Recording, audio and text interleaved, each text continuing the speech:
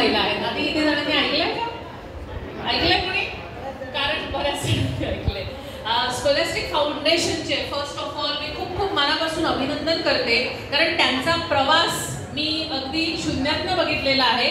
I think मला जेव्हा आमंत्रित केलं होतं, कन्या दिवस होता आणि कन्या दिवस आम्ही आदर्श विद्या मंदिर जी ईस्टला आहे, दातार कॉलनी, तिथे अक्षरशः एका छोट्याशा वर्गामध्ये आम्ही केला होता आणि hardly there were few students, कन्या तिथे हार्डली 4-5 ज्या मुली होत्या त्या आलेल्या होत्या.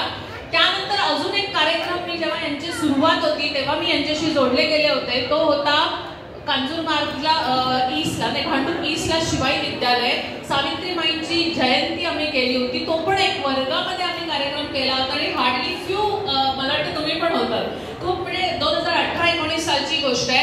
आणि असं हे छोटंसं रोपटं स्कॉलॅस्टिक फाउंडेशनची ज्याची मी विटनेस आहे, कारण मीही त्यावेळेला स्ट्रगलिंग फेजमध्ये होती आणि अशा वेळेला स्कॉलॅस्टिक फाउंडेशनने मला आणि मी त्यांना आम्ही साथ देत गेलो आणि आज हा एवढा मोठा हॉल देखील त्यांच्या कार्यक्रमाला कमी पडतोय. आणि आजही मी त्यांच्या त्यावेळेला जेव्हा कार्यक्रम करायची ती माझ्या करिअरची सुरुवात होती. अक्षरशः मी हाऊसवाईफ होती, ज्यांना कदाचित माहीत असेल. I was a home maker जेव्हा मी स्कॉलॅस्टिक फाउंडेशनला असोसिएट झाली होती. आणि आज मी, तुम्हाला कळेलच, गुगलवर टाका थोडंसं नाव आरती बनसोडे म्हणून म्हटलं ओळख नका देऊ, तुम्ही शोधा की जी वक्ता आली होती ती कोण होती हे तुम्ही स्वतः शोधून माहीत केलं तर ते मला जास्त आवडेल रादर दॅन मॅडम माझ्याबद्दल तुम्हाला सांगतील.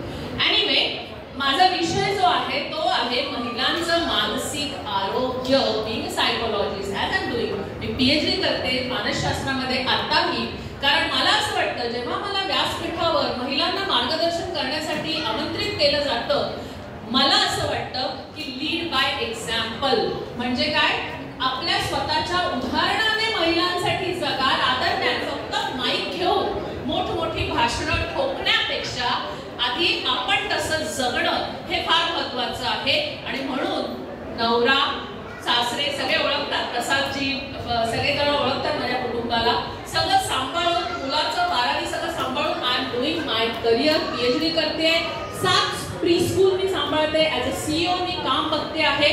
रिसेंटलीच आता आपल्या यशवंतराव चव्हाण जे CSTला आहे फोर्टला, तिथे साम मीडिया ग्रुप तर्फे, सकाळ माध्यमातर्फे सगळ्या या यंग मिनिस्ट्री यांना आमंत्रित केलं होतं की त्यांना मार्गदर्शन करावं. असा माझा सगळा जीवन प्रवास शून्यातनं निर्माण केलेला आहे.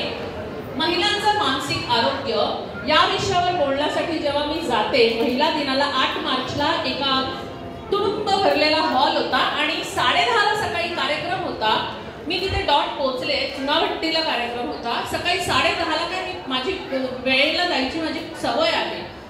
मी जसं म्हणाली की आपण लीड करायचं बाय एक्झाम्पल, त्यामुळे मी लेट कधी कुठे जात नाही. आता मी नाशिकवरून आले, प्रसादजींना विचारा, मी नाशिकवरनं, सर म्हणाले 5 वाजता यायचं, मी 4:45ला प्रसादजींना कॉल केला, मी नाशिकवरनं पोहोचलेली आहे, तुम्ही फक्त फोन करा, मी 5 मिनिटात हॉलवर येते.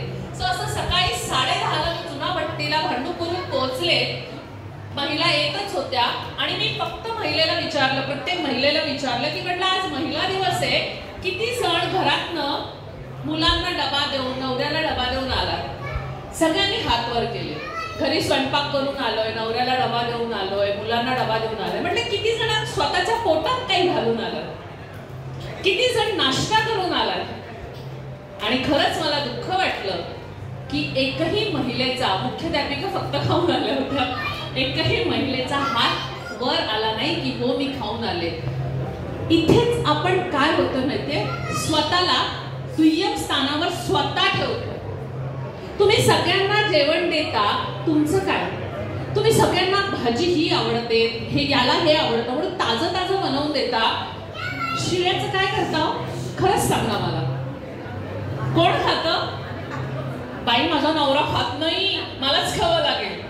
बाई एक जरी चपाती उरली तरी मलाच खावं लागेल. म्हणजे आपली जे स्थान आहे ते कुठेतरी आपण स्वतः मागे करून घेतलं. का तुम्ही ताजं बनवून खाऊ शकत नाही? आपण ठेका घेतल्याशिवाय खायचा, मग हे असं बॉडी फुगते, बरोबर ना?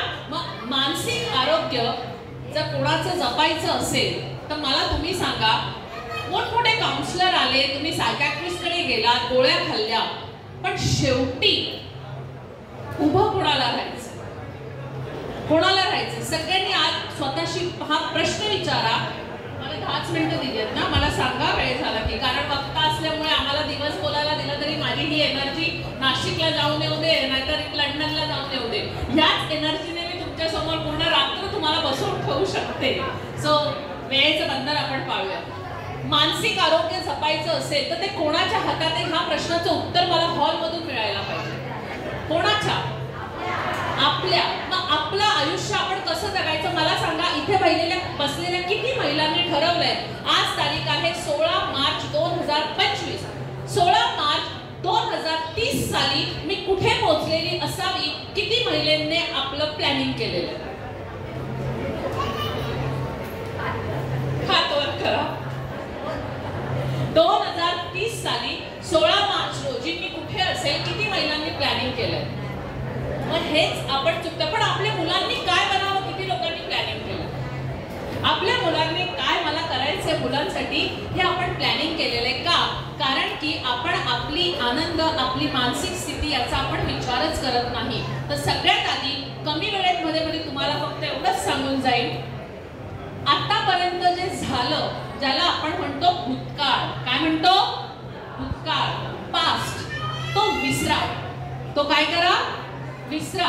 म्हणजे काय? त्यातनं धडा घ्या आणि त्या भूतकाळाचा मी उपयोग करून तो अनुभवाची शिदोरी मी घेऊन माझा वर्तमान काळ आणि माझा भविष्य काळ मी कसा आनंदी आणि समाधानी ठेवू शकेल, हे प्रत्येक इथे बसलेल्या प्रत्येक महिलेने विचार करण्यासारखी गोष्ट आहे. मला माहिती आहे इथे बसलेल्या कुठल्याच महिला त्यांचा प्रवास इतका सोपा नाहीये. मग त्या व्यासपीठावरच्या मान्यवर असू दे, मी असू दे किंवा तुम्ही असू दे, तिथपासून इथपर्यंत यायला हा जो माझा प्रवास आहे, इथे बरेचसे लोक विटनेस आहेत. प्रसादजी आहेत, संजयजी आहेत, हेमंत मोरे आहे, मी उद्योजक होणारचे. यांना विचारा, मी तिथे ऑडियन्स म्हणून बसायची आणि तिथपासून आज व्यासपीठावर प्रमुख पाहुणे म्हणून अख्ख्या महाराष्ट्रामध्ये जी फिरते आहे, हा जो प्रवास आहे ना मैत्रिणींनो, तो एवढा सोपा नसतो.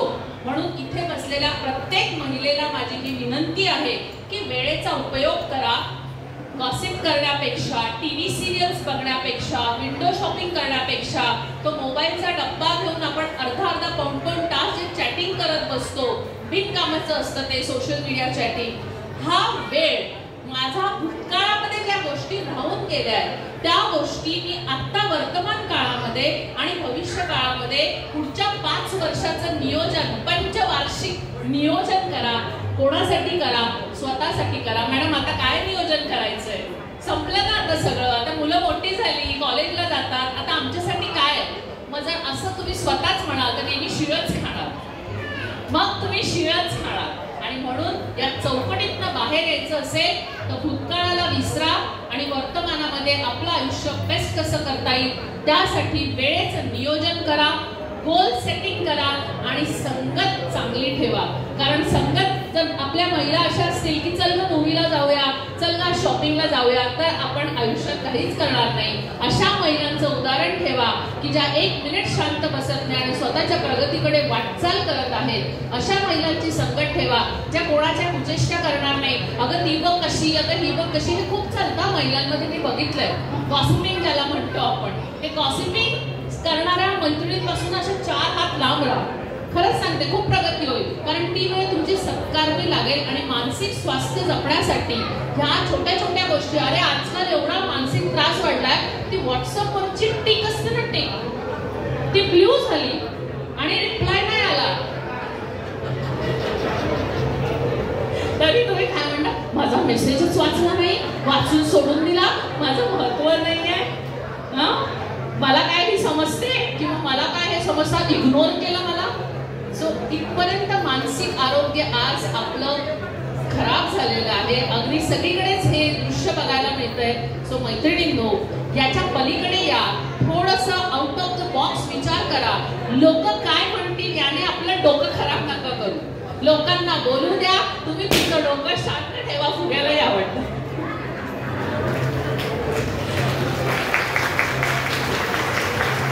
कुछ तो लोग कहेंगे, लोगों का काम है कहना. आपल्या कुटुंब महत्वाचं असतं. नवऱ्याला घरच्या लोकांना फक्त विश्वासात घ्या. तुम्ही जे करत आहात ते बेस्ट करत आहात. कारण जर आपण इथपर्यंत आलेलो आहोत तर लोक नावं ठेवणार. बाई प्रगती करते तेव्हा ती बोट दाखवणार. मग ती मी असू दे किंवा तुम्ही असू दे, की एका साधे होम मेकर आणि आज एवढी मोठी वक्ता काय अशीच बनली आहे. काय तर माझ्या कानावर इकडून ऐकायचं आणि इकडून सोडून द्यायचं का? माझ्या कुटुंबाला माहितीये मी काय करते. बऱ्याचदा माझे सासरे माझ्या कार्यक्रमांना येतात, त्यांना माहितीये की आरती कुठे गेली आहे. एवढा विश्वास आपण आपल्या कुटुंबावर ठेवा. मग मानसिक आरोग्य तुमचं खराब होणार नाही. कारण आपलं मानसिक आरोग्य हे फक्त आणि फक्त आपल्या हातात असतं आणि त्याच्या भोवती एक कवच आपण ठेवायचं असतं आणि त्या कवचामध्ये कोणाला एंट्री द्यायची, कोणाच्या बोलण्याचा परिणाम करून घ्यायचा आणि आपलं मानसिक स्वास्थ्य खराब व्हायचं की नाही व्हायचं हे सर्वस्वी आपण ठरवायचं असतं. आपला रिमोट कंट्रोल दुसऱ्याच्या हातात द्यायचा नाही. तो दिला तर मग तुम्हाला आमच्या सारख्या सायकोलॉजिस्टची गरज पडणार. या मी पिकेन आणि तुमचं काउन्सिलिंग करेन. सो मला असं वाटतं ती वेळ येऊ देऊ नये. स्वतःचे समुपदेशक व्हा.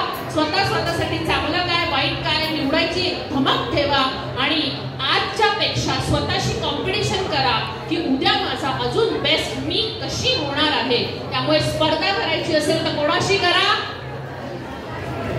मैत्रिणीशी, बाजूवालीशी, नातेवाईकांशी, जावेशी नका करू. स्पर्धा करायची आहे तर स्वतःशी करा आणि तुमच्या कालच्या पेक्षा आज तुम्ही स्वतःला जास्त घडवा. ऑलरेडी तुम्ही घडवलेला आहे म्हणून सगळ्यांनी उजवा हात वर करा. सगळ्यांनी उजवा हात वर करायचा आहे आणि अशी स्वतःला शाबासकी द्यायची.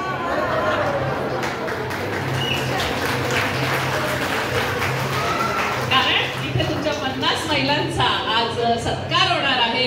तुम्ही सगळ्यांनी काहीतरी कार्य केलेलं आहे आणि म्हणून आमचं हे सौभाग्य आहे की तुमच्या कार्याचा आज आम्ही इथे गौरव करणार आहोत. स्कॉलॅस्टिक फाउंडेशन जे पुरुष मंडळी आहेत त्या पुरुष मंडळी हे व्यासपीठ आपल्यासाठी उपलब्ध केलेलं आहे.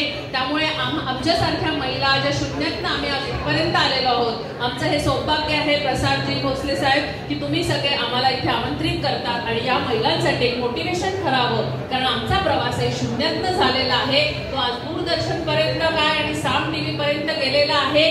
तो फक्त आणि फक्त आता मी जे बोलली ते मी केलं आणि म्हणूनच आजही मी एमएड आणि पीएचडी ह्या 2-2 डिग्र्या करून घर सांभाळून तुमच्या समोर हे असे प्रवास करून आज मी इथे उभी आहे. सो पुन्हा एकदा thank you so much Scholastic Foundation for always appreciating my hard work, always calling me. 2018 पासून प्रसादजी आणि त्यांची पूर्ण टीम हे नेहमी माझ्या बरोबर. मी ऑफिशियली यांच्या बोर्डवर नाहीये कारण मी कुठल्याच बोर्डवर ऑफिशियली नाहीये. त्यामुळे मी अनऑफिशियली यांच्याबरोबर संलग्न आहे आणि दरवर्षी ते न चुकता महिला दिनाच्या कार्यक्रमाला आम्हाला आवर्जून आमंत्रित करतात. त्याबद्दल तुम्हाला सगळ्यांचे खूप खूप धन्यवाद. आणि असाच तुमचा स्कॉलॅस्टिक फाउंडेशनचा हा वटवृक्ष अजून मोठा होऊ दे आणि हाच हॉल काय आपण षण्मुखानंतर एकदा कार्यक्रम करू अशा माझ्या तुम्हाला खूप खूप शुभेच्छा. थँक्यू सो मच आणि सगळ्यांचे मनपूर्वक अभिनंदन आजच्या तुमच्या पुरस्कारासाठी. Thank you so much.